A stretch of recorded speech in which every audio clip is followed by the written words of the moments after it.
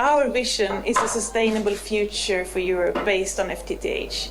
This might sound a bit strange for you, why only FTTH, but for us FTTH is the end game. I fully understand that we have different ways of getting there, but in the end, if we target all the areas with home entertainment, with healthcare, with the society and all the needs we see today just growing, we need FTTH connections in the end.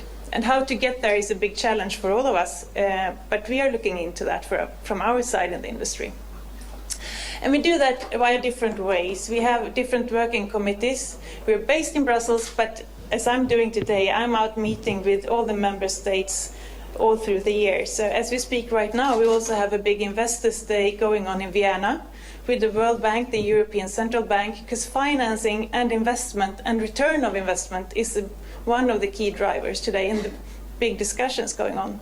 Not only here, not only in Sweden, not only in Brussels, but everywhere. How do we make a monetization out of this? So I'm curious to see the outcome of that discussion as well as here today. But apart from financing, we also look at, of course, connectivity, deployment and operations. This is one of the biggest areas and the foundation for our organization. 10 years ago, when we started our organization, it was based on technology and market intelligence. But we moved beyond that today, and we focus also on policy and regulation, discussion, based in Brussels many times, but also on the local level and regional level even. This is important, and we need to address that and be out with you to discuss and understand what's going on and why it's not happening in some places.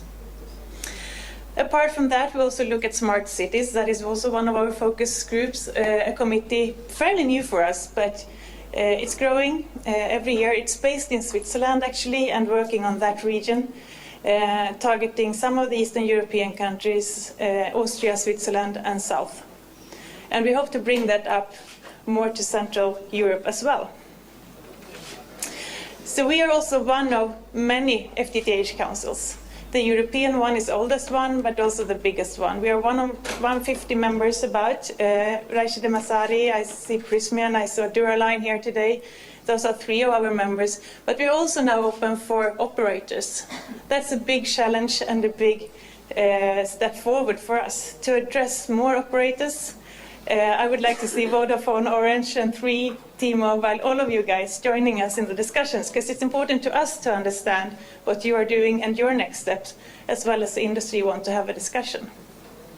So that is a big step from the autumn. We already have 5 big operators as members, and that is fun to see. Looking at the numbers, and now I think I will create some discussions. We keep the discussion until afterwards. And I can tell you why our numbers differ so much. This is the European ranking from Fiber to the Home Council, not the ITU numbers, nothing else. This is one of the biggest projects, most quoted projects, and most questioned projects that we do every year. And why is that? Yeah, our definition here is a ranking based on countries that have at least 1% of the inhabitants connected to Fiber to the Home connection and have chosen a service. So it's not only homes passed. Homes passed is not in this. And that's why it's also a bit difficult to put it in relation to local figures many times. So what do we see here? Well, we see Scandinavian and Baltic countries in the top league.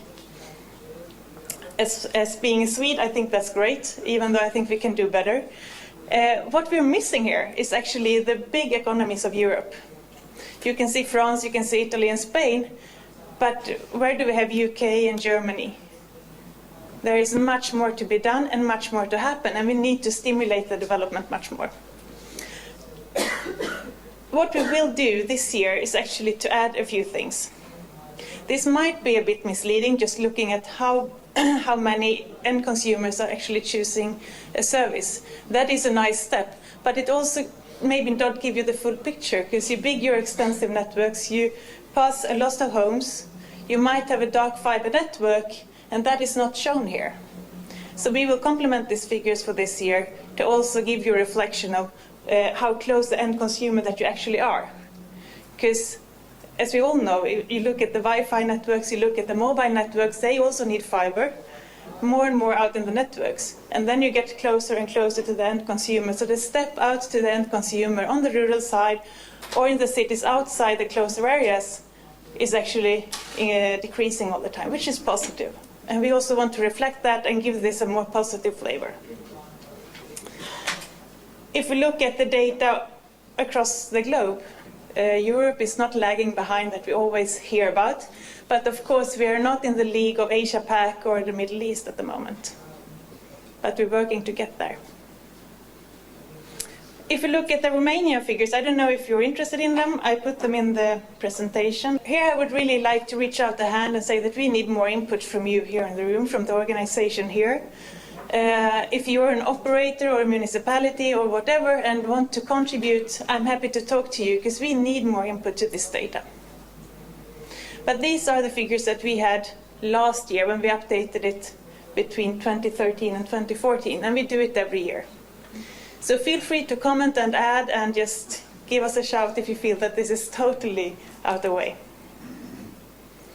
But we see it as a very positive sign, because going back to the European ranking, we see that a lot of the Eastern European countries are an emerging market and a lot is happening and it's happening fast. I follow the ranking from year to year, and I can see these countries are really challenging the top players. And that is good, because you put them under pressure.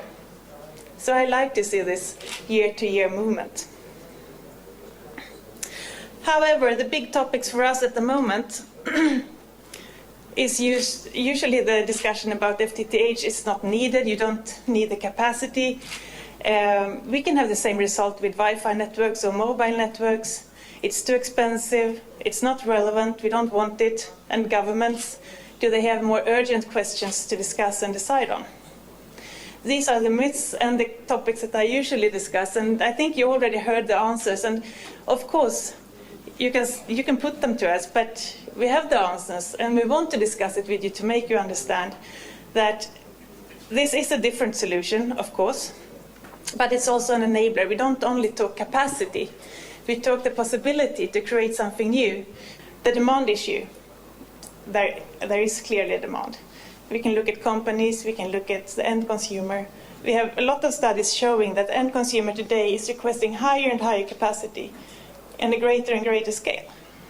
So how do we meet those needs without questioning the quality of service and the possibility to deliver? Well, if you invest in the fiber backbone, you have the possibility to meet it. But I think that the biggest topic is regarding the government, seeing the public sector as an anchor tenant in these networks and the possibility to reach out to more people. And as you can see, and hear also earlier about the telemedicine and all the other areas like smart cities, smart government, transportation, and so on, these are topics that are all dependent on a very, very reliant and low latency network. I think it's really important to say, though, that the issues we are facing here in Europe today, and I look at Europe as a whole, is something that we can bridge over. And we have a really nice example from Spain, actually. Many in our organization said that Spain will never enter the ranking. You have a high population, you have economical crisis, it won't happen. But over a year, they actually entered, and not in the last place, which is very positive. They saw this as a possibility to create new jobs, to create a new environment for their industries, and also for the government to place their new generation of e-services. And they also have this basic social broadband connection for people who don't afford to buy their own connection. They have a basic broadband for everybody that everybody can access when they need it. This is also a way of bridging the digital divide, which I think is very important in all countries today. So we can see that broadband and FTTH definitely contributes to an economical growth. I would like to conclude with inviting you to our big conference in Warsaw next year in February, where content and operators will be in the focus, and the need for a basic infrastructure and also a lot of training discussions will take place. Thank you.